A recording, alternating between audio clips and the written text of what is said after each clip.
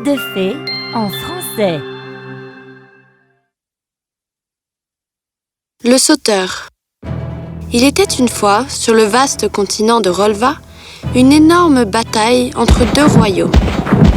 L'un dirigé par le roi Julian de Mérédon et l'autre par la reine Minerva de Clong. La bataille dura des jours. Voyant son armée échouer, la reine Minerva maudit le royaume de Mérédon. « Roi Julian, vous avez utilisé des moyens perfides pour gagner cette bataille, donc je vous maudis.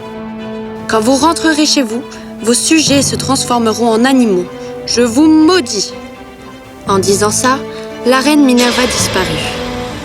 Le roi Julian ne prêta pas attention à la malédiction et retourna dans son royaume où il reçut un grand accueil de sa fille.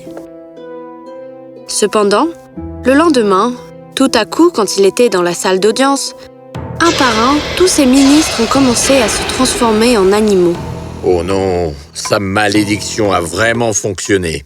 Père, ce ne sont pas seulement nos ministres, mais tout le monde dans le royaume s'est transformé en animal. Appelle les fées. Les fées furent convoquées, mais elles ne purent pas inverser la malédiction.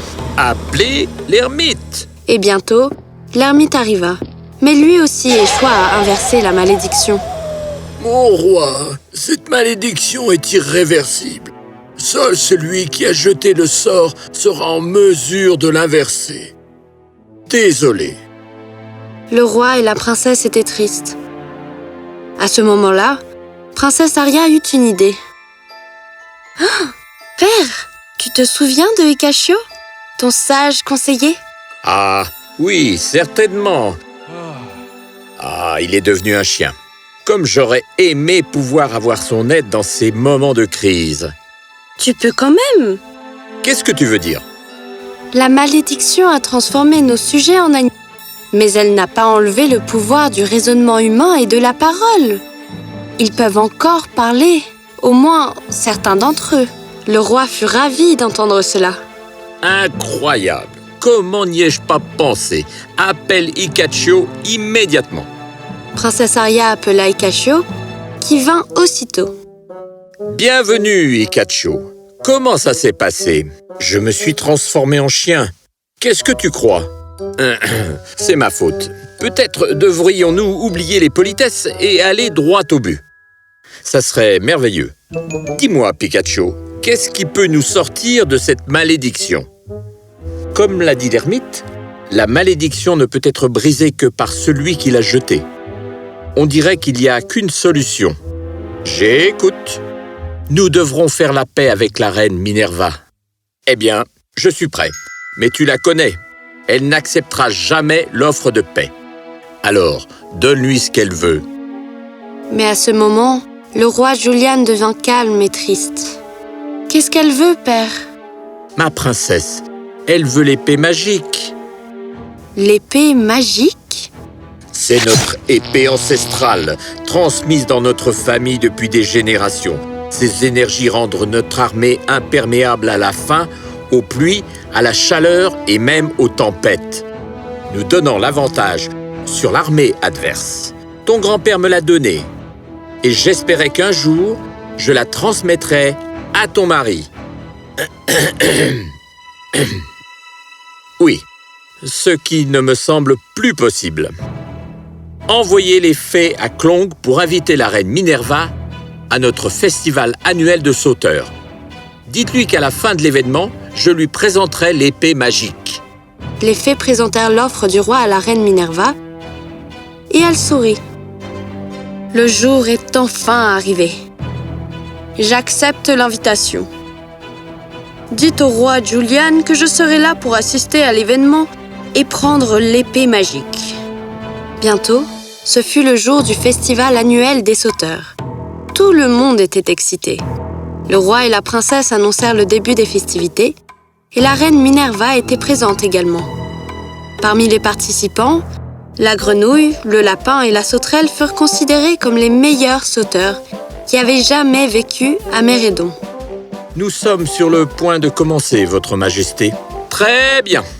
Bonjour à vous tous. Bienvenue au festival annuel des sauteurs. Que les jeux commencent. Yeah! Wouhou!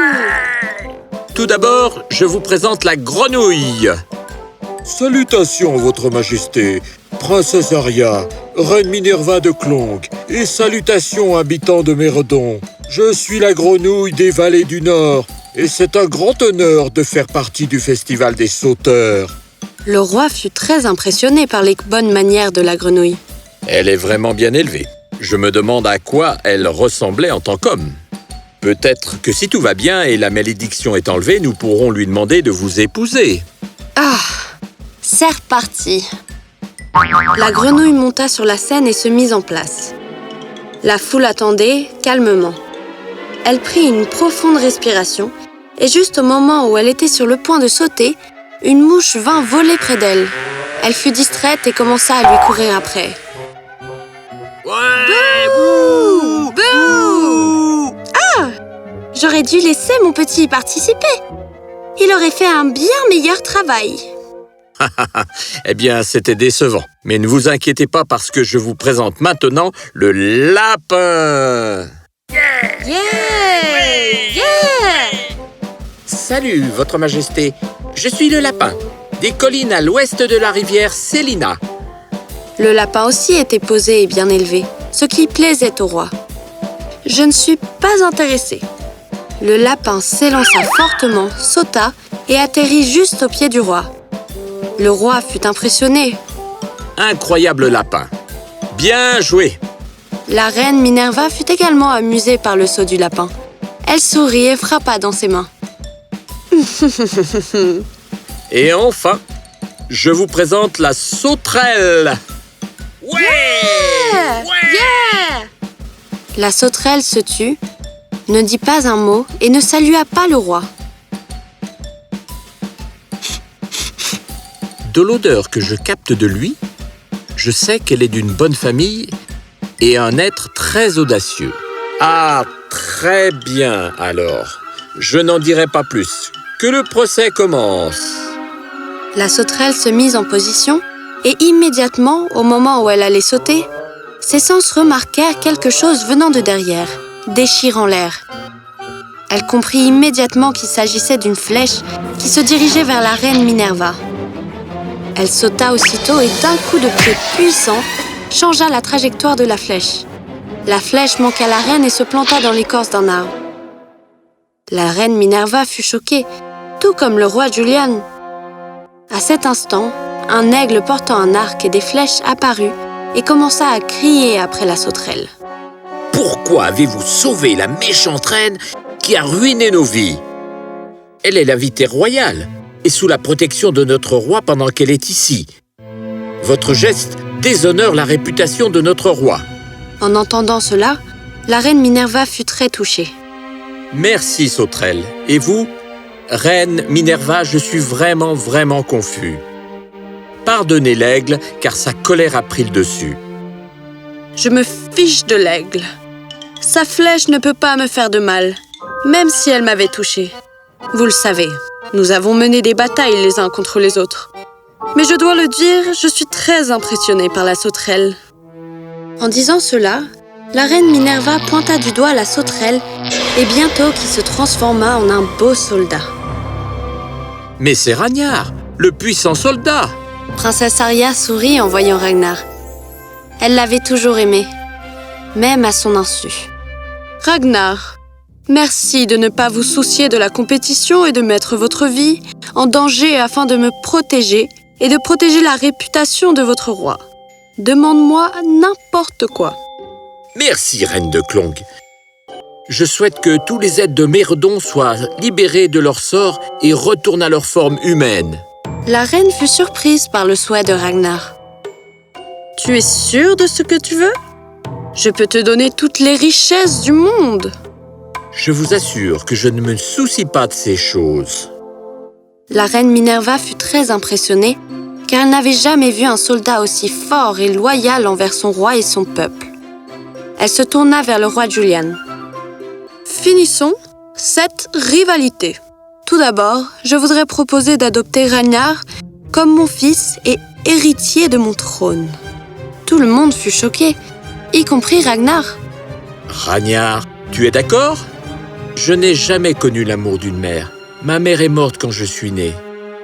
Si votre majesté me le permet, alors oui, je suis d'accord. Je proclame Ragnar comme le vrai fils et l'héritier légitime de la reine Minerva. Le roi Julian leva la main et la foule se tut. Et quelle est votre deuxième proposition? Eh bien, je propose que mon fils et que votre fille se marient. Eh bien, je ne sais pas si ma fille... Père, je suis d'accord. Ragnar sourit, car il aimait aussi la princesse. Waouh, je ne savais pas que ce serait si facile. Très bien, Minerva. Tu as compris? Y a-t-il d'autres propositions? La reine Minerva sourit. Ce sera tout ce que je demande. En disant cela, elle leva ses mains en l'air et bientôt des étincelles magiques touchèrent toutes les créatures une par une et retrouvèrent leur forme humaine. Waouh! Oui! Oui! Je suis de retour. Yeah! Mérédon a éclaté de joie. Ragnar et la princesse Arya se sont mariés rapidement. Et ce jour-là, Icachio annonça au cours de la fête le gagnant du festival annuel des sauteurs. D'un soldat à une sauterelle et d'une sauterelle à l'héritier de Klong, Ragnar a fait les meilleurs sauts et c'est donc lui que je déclare comme le grand gagnant.